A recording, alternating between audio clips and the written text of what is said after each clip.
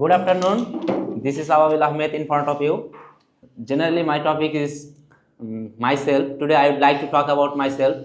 This is Awabil Ahmed. I am from Gopalganj, Muksadpur to be more exact. Recently, I live at Mohammadpur in Dhaka. Basically, I'm a student. Right now, I have completed my SSC and I have been doing IELTS, Basic Plus IELTS at English Fantasy. Basically, I'm a sport lovers.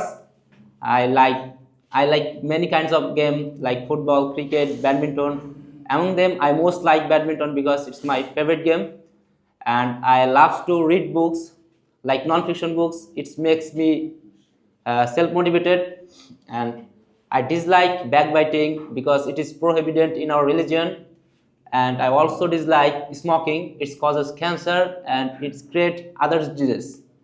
In the long run, I would like to be a public motivational speaker and famous businessman.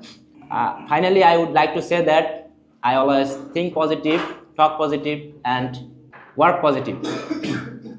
Thank you very much for your great patience. Assalamu alaikum.